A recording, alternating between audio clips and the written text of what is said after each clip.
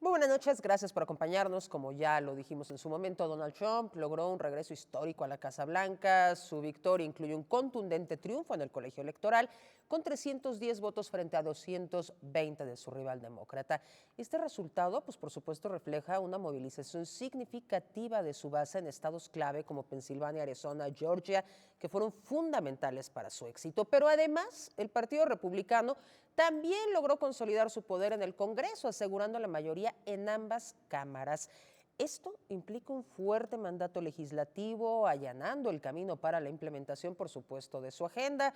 Los resultados confirman un cambio político significativo y abren una nueva etapa en las relaciones, tanto internas como internacionales, de Estados Unidos.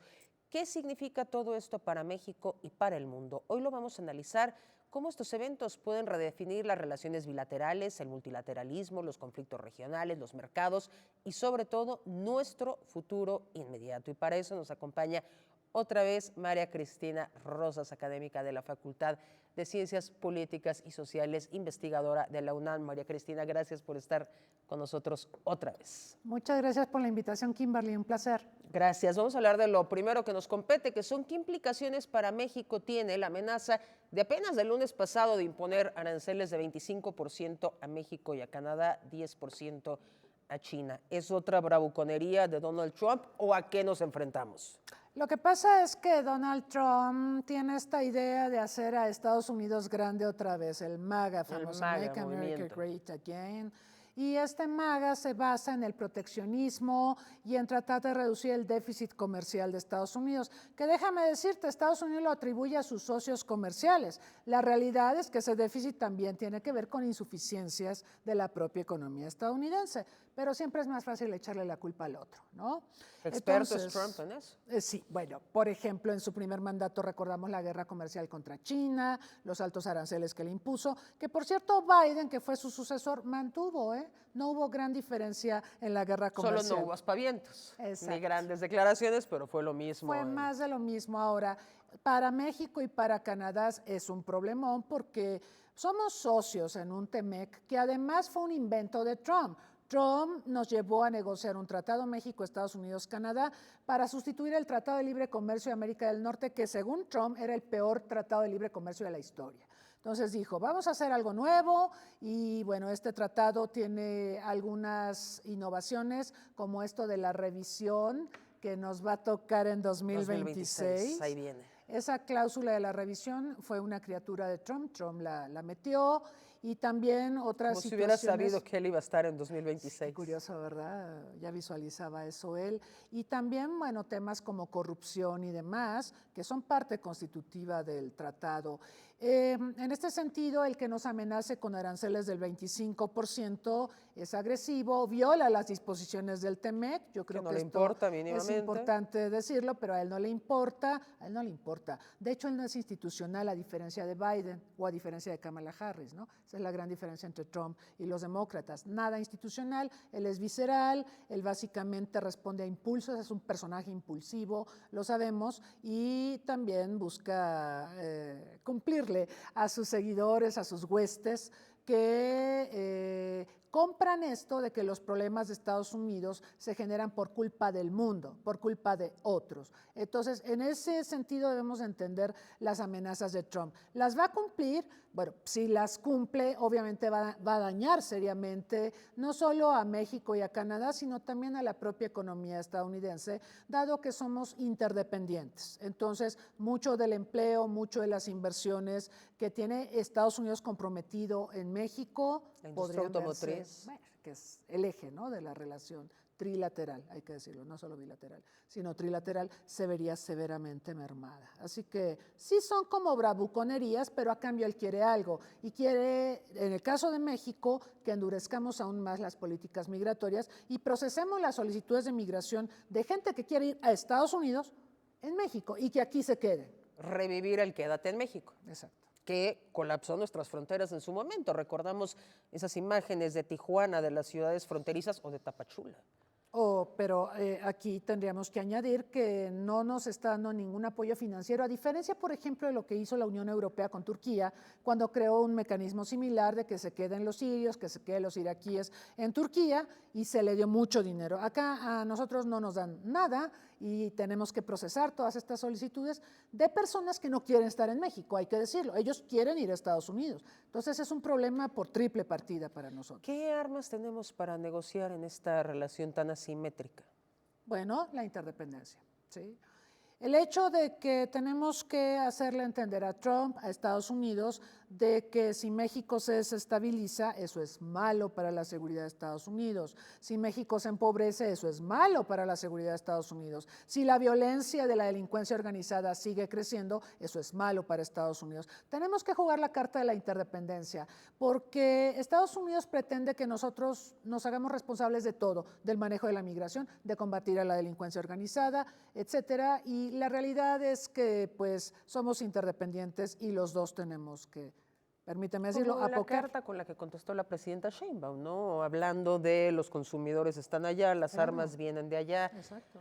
¿Qué crees que podría pasar en el futuro inmediato, en enero, cuando tome posesión Donald Trump? Bueno, él toma posesión en unas cuantas semanas y viendo, por ejemplo, cómo integró a su gabinete con personas leales a él más que con gente con experiencia, ¿no? Eso es muy lamentable. Y por simpatías ideológicas. Totalmente. Yo comentaba en algún artículo que el gabinete de Donald Trump es como si nombraras como jefe de bomberos a un pirómano, ¿no? Es gente sin experiencia, ¿no? Pero son leales a él. Y vaticinan muchos problemas, porque ¿cómo le hacen entender a alguien a cargo de comercio que es proteccionista, que es importante comerciar y que el proteccionismo de hecho es malo para el consumidor estadounidense porque le eleva los precios de los productos? ¿Cómo les haces entender eso? Es difícil, ¿no? Entonces es gente… No les importa. No les importa. Pero a la larga, yo tengo esta percepción de que la primera presidencia de Trump de alguna manera aceleró el declive de Estados Unidos a nivel internacional. Porque si lo vemos con cuidado, Trump provocó un retraimiento de Estados Unidos. Este nacionalismo exacerbado era como nosotros primero y el mundo después. En pandemia le fue súper mal a Estados Unidos, Donald Trump era el presidente, y en parte esto tuvo que ver con que Donald Trump ni creía en la enfermedad, ni creía en la interdependencia, ni en la cooperación, ni en la Organización Mundial de la Salud, ni en las vacunas. Ni en el cambio climático, ni en el multilateralismo, ni en Naciones Unidas. Amenazó con salirse de la Organización Mundial de la Salud en plena pandemia. Es escandaloso. Entonces, creo que veremos más de lo mismo, pero eso lo único que va a hacer en un mundo tan globalizado e interdependiente es que va a acelerar aún más el declive de Estados Unidos. ¿El interior de Estados Unidos qué crees que pase con su ciudadanía? Está muy polarizada. Discursos de odio, muy actos de racismo. ¿Qué es lo que crees que Está vamos a enfrentar? terrible. Yo me acuerdo de un informe que en materia de seguridad nacional se dio a conocer cuando Biden no bien había llegado a la presidencia y se señalaba que el supremacismo blanco y todos estos movimientos raciales, bueno, más bien antipoblación afroestadounidense, población hispana, población asiática, eran una bomba de tiempo y que eso podía convertirse en la mayor amenaza a la seguridad nacional de Estados Unidos. No China, no Rusia, sino esta implosión interna, esta polarización social y este rechazo a la otredad. Entre los temas importantes en materia internacional, la guerra comercial con China, ¿cómo crees que se va a incrementar? ¿Va a quedar como está? Todo parece indicar que se va a incrementar. Y eso, mira, lo hemos visto en los últimos años, le ha beneficiado a México, porque muchas empresas que operaban, empresas de Estados Unidos que operaban en China, decidieron venir a México y aprovechar el TEMEC. Esa es la realidad. México brincó al primer lugar de exportación de Estados Unidos, ¿no? Pero es una ventana de oportunidad que se puede cerrar, ¿no? Entonces, cuidado con eso. Pienso que se puede recrudecer la guerra comercial contra China, ¿sí? Y entonces vamos a ver qué pasa durante la revisión del TEMEC y vamos a ver si toda esta cruzada contra China alimenta a las empresas estadounidenses y de otros países a asentarse en México. Hay un problema, Kimberly, también entre México, China y Estados Unidos. En el TEMEC tenemos una franquicia para que hasta por $800 puedan entrar productos de México a Estados Unidos libres de impuestos, lo mismo de Canadá a Estados Unidos. Y resulta que China está aprovechando esas franquicias de $800 para ingresar productos chinos a la Unión Americana. Entonces, pues aunque sea de a poquito, cuando lo sumas, claro, es un buen... Y Estados Unidos está viendo la manera de modificar esas cláusulas. Aparte del tema de los automóviles chinos que están en México. Invadieron. Que sí, pues lo podemos ver. Sí, sales a cualquier eje vial y dices, ¡ah, caray! Sí, autobuses Yutong, y bueno, y todos estos autos, los GM, o MG más bien, que muchos creen que están comprando General Motors, y en realidad son chinos, ¿no? Sí, y Trump, de hecho, en aquel debate con Kamala Harris amenazó respecto al tema de los automóviles chinos en México. Entonces, viene también esta cruzada en el sector automotriz para fortalecer al sector automotriz de Detroit, obviamente. Y bueno, tenemos otros temas, lo del maíz transgénico. Resulta que ya perdimos el caso, ya lo reconoció Marcelo Ebrard, el secretario de Economía, y como ese vienen otros casos como el tema laboral y bueno, el tema energético, por supuesto. Vamos a hacer una pausa, tenemos mucho más que hablar de Trump 2.0, ya volvemos, no le cambie.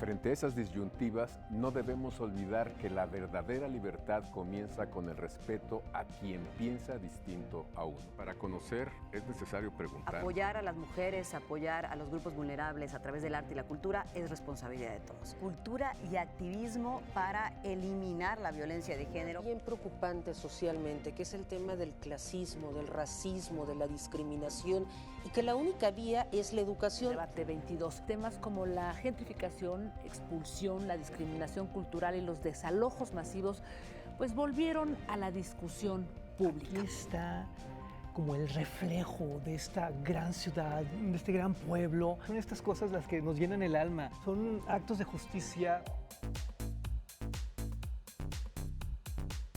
Por si las moscas, vamos a hablar del Festival Internacional por la Diversidad Sexual, que este año cumple su edición número 36, 15 años del Museo Universitario de Arte Contemporáneo, y me acompaña para eso su directora Amanda de la Garza. Vamos a hablar del más reciente libro del escritor Juan Villoro, me refiero a La figura del mundo.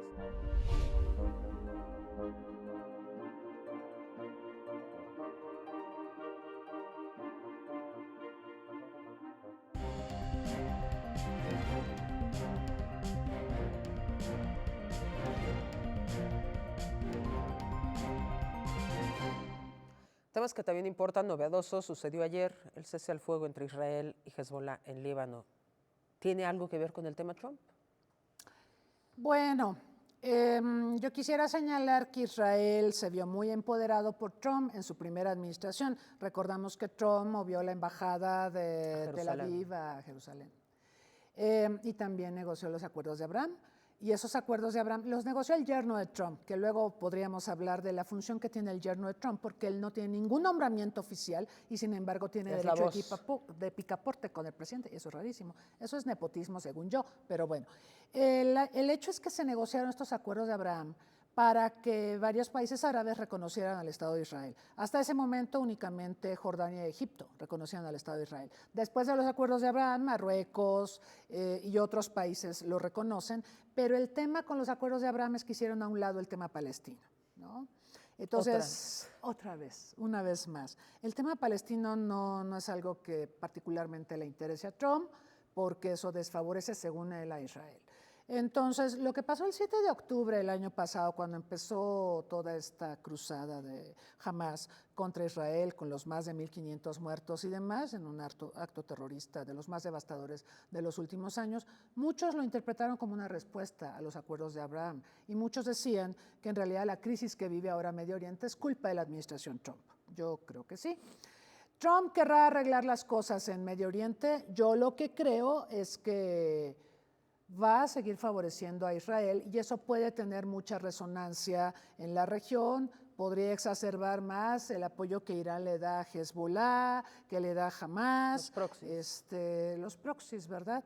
Y pues vamos a ver cómo se desarrolla. Este cese al fuego es como una suerte de tregua, pero no es nada definitivo. ¿Cuántos cese al fuego no hemos visto en los que participa Israel que se rompen fácilmente? Sí, porque no cumplieron tal y dura 60 días. Es muy El tema de Ucrania y Rusia.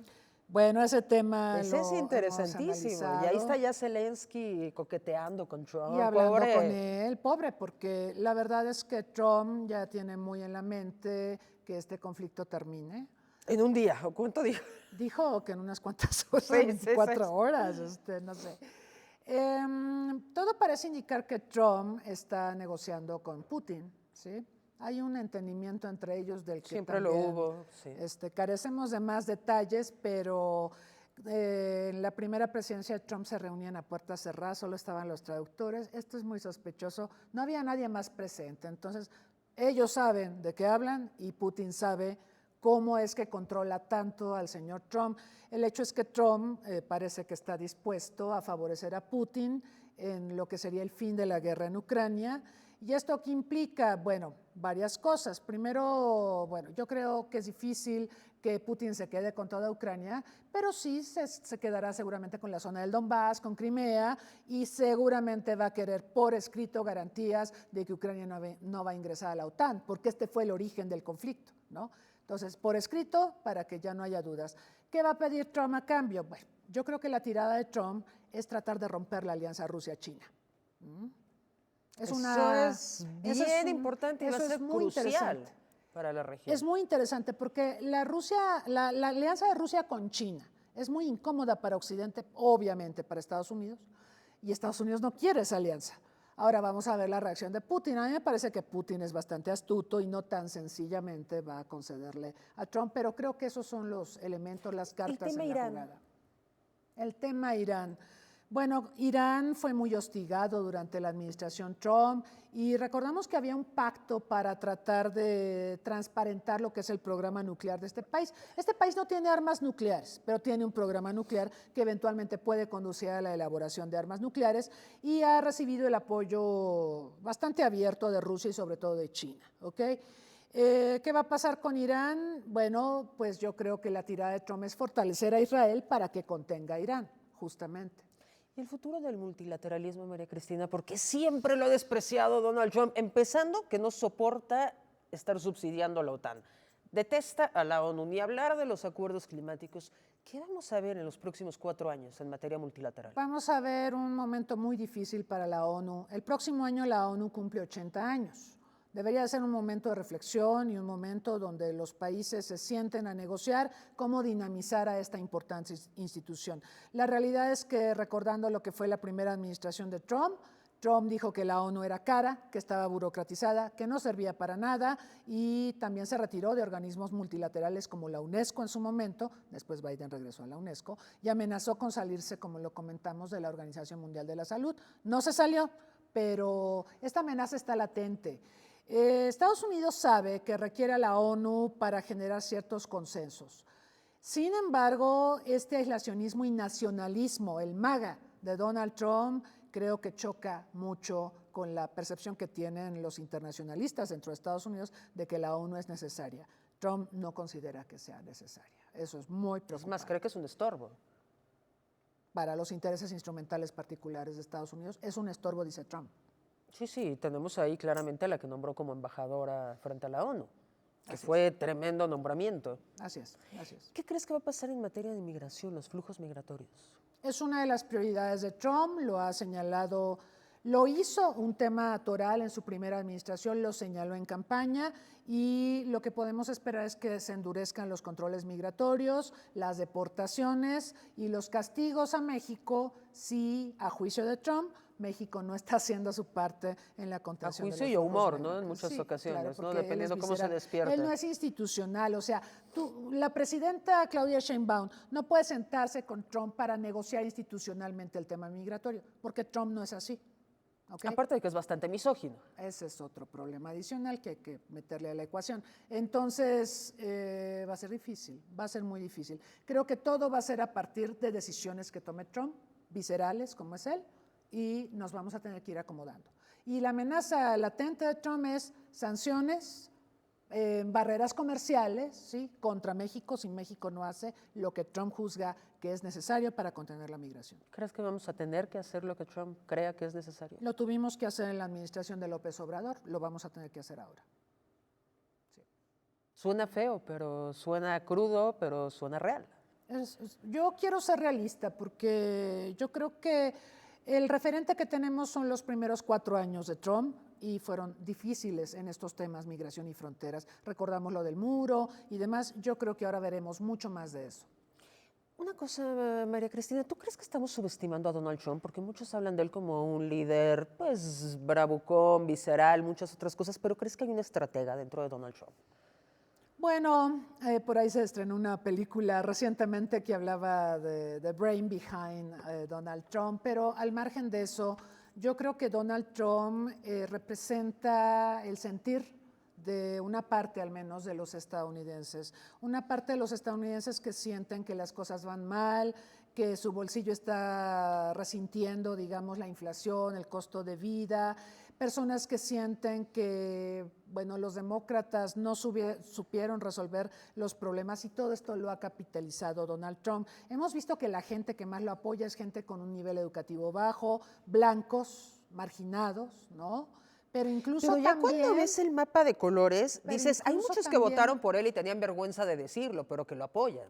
pero también, digo, porque mucha gente decía, y los hispanos, y los asiáticos, y la población afro, también ellos lo apoyaron. ¿Por qué? Entonces, claro, porque sienten que los demócratas prometieron muchas cosas que al final no pudieron cumplir.